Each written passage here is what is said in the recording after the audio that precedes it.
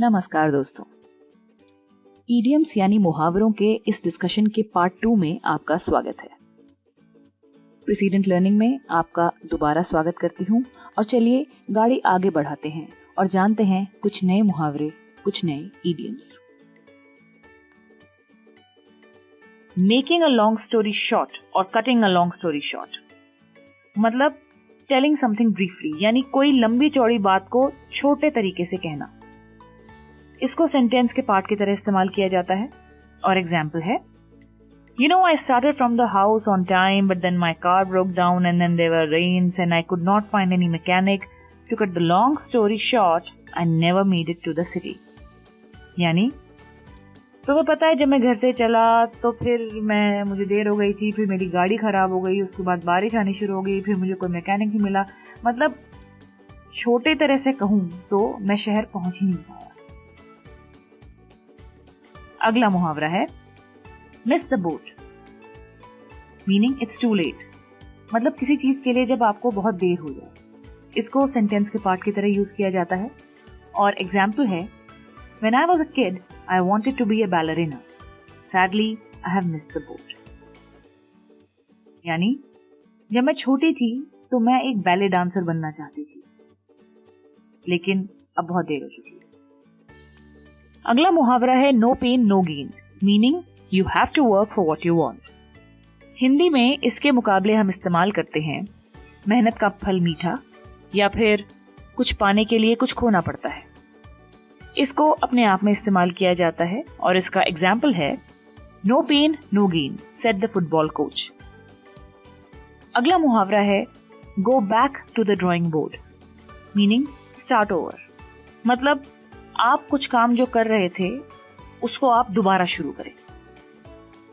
इसको एक सेंटेंस के पार्ट की तरह इस्तेमाल किया जाता है। आइए एग्जाम्पल से समझते हैं।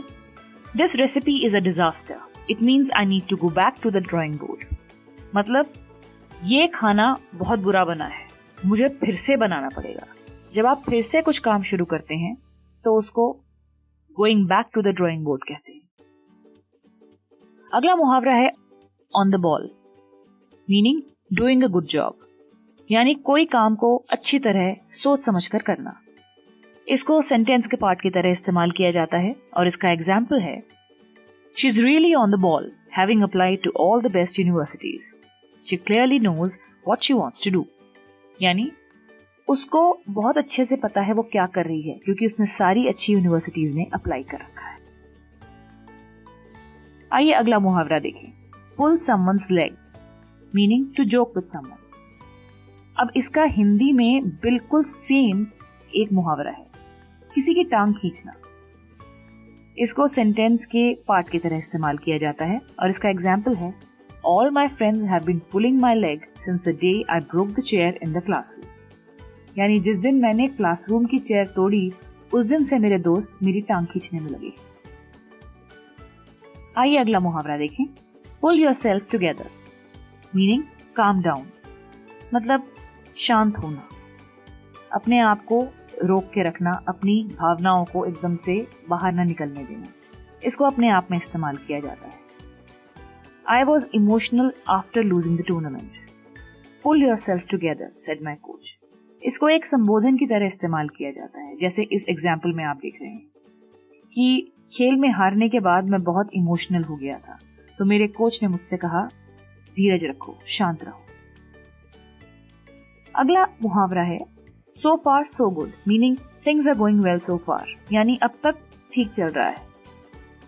इसको अपने आप में इस्तेमाल किया जाता है। एग्जाम्पल है, Betty asked Veronica how's the new office, so far so good said Veronica. यानी बेटी ने वेरोनिका से पूछा कि नए ऑफिस में सब कैसा चल रहा है, तो वेरोनिका ने जवाब दिया कि अब तक तो सब ठीक है। अगला मुहावरा है speak of the devil, meaning the person we were just talking about showed up. इसका मतलब है कि आप किसी के बारे में बात कर रहे हैं और वो अचानक आ जाए, तब आप बोलते हैं स्पीक ऑफ द डेविल। इसको अपने आप में इस्तेमाल किया जाता है। एग्जाम्पल है, George and I were talking about Malcolm when he came into the room, speak of the devil said George. मतलब मैं और जॉर्ज मैल्कम के बारे में बात कर ही रहे थे कि वो एकदम से कमरे में आ गया, तो जॉर्ज ने कहा, स्पीक ऑफ द डेविल। इसका हिंदी रूपांतर भी है जो हम इस्तेमाल करते हैं, शैतान का नाम लिया और शैतान हाजिर। अगला मुहावरा है that's the last straw, meaning my patience has run out, जिसको अक्सर हिंदी में हम कहते हैं हद हो गई। इसको अपने आप में इस्तेमाल किया जाता है और एग्जाम्पल है, I disconnected the phone when I was transferred for the 7th time. That was the last straw. मतलब जब मुझे 7वीं बार ट्रांसफर किया गया तब मैंने फोन रख दिया, मतलब हद हो गई। अगला मुहावरा है the best of both worlds, meaning an ideal situation, यानी एक ऐसी सिचुएशन जो आपके लिए हर लिहाज से बेहतरीन है। इसको एक सेंटेंस के पार्ट की तरह इस्तेमाल किया जाता है और एग्जाम्पल है, I love books. So running a bookstore gives me the best of both worlds. यानी मुझे किताबों से प्यार है, तो किताबों की दुकान चलाना मेरे लिए एक बेहतरीन चॉइस है। अगला मुहावरा है Time flies when you're having fun. Meaning you don't notice how long something lasts when it's fun. यानी अच्छा वक्त बहुत जल्दी बीत जाता है। इसको अपने आप में इस्तेमाल किया जाता है और एग्जाम्पल है, I grabbed a quick lunch with my best friend. Time flies when you're having fun. यानी मैंने अपने सबसे अच्छे दोस्त के साथ लंच किया और पता ही नहीं चला वक्त कहाँ उड़ गया। अच्छा समय बहुत जल्दी गुजर जाता है। अगला मुहावरा है to get bent out of shape, meaning to get upset. यानी परेशान, गुस्सा या इरिटेट हो जाना। इसको सेंटेंस के पार्ट की तरह इस्तेमाल किया जाता है। Example, the landlord saw that I had a pet and just got bent out of shape. यानी मकान मालिक ने देखा कि मैंने एक पेट रख लिया है तो वो गुस्से से आग बबूला हो गया। अगला मुहावरा है to make matters worse, meaning to make a problem worse. यानी किसी भी चीज को बद से बदतर कर देना, यानी खराब को और खराब कर देना।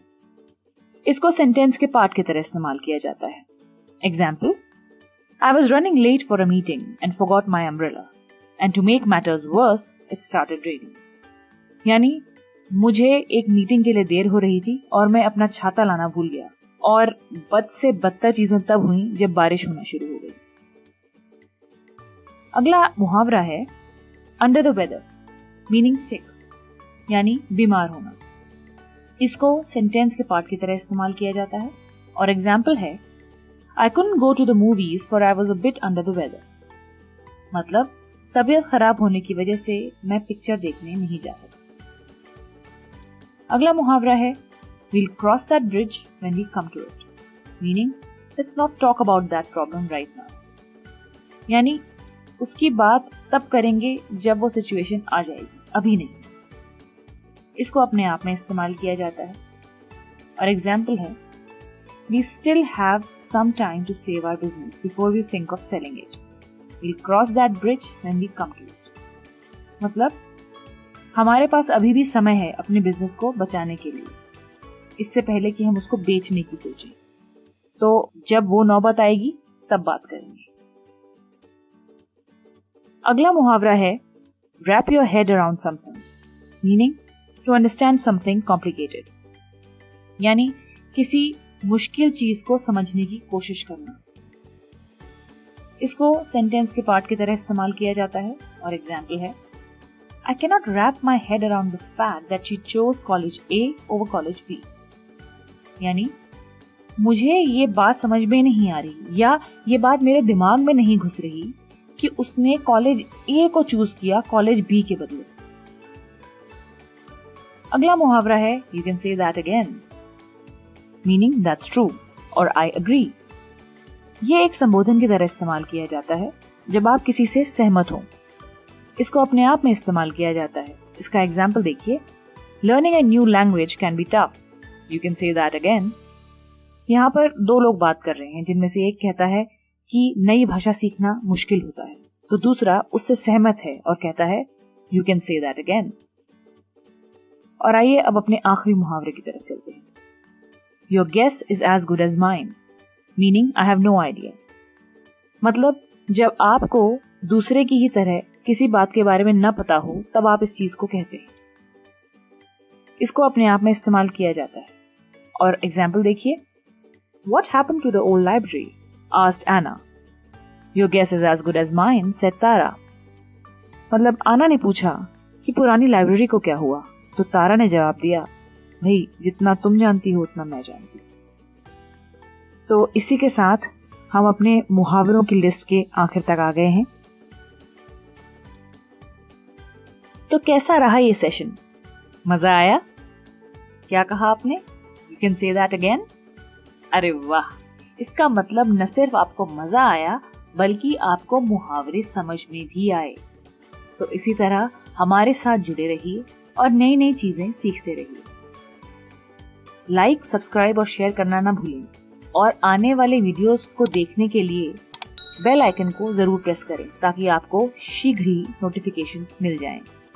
हैप्पी लर्निंग और ब्रेक अ लेग।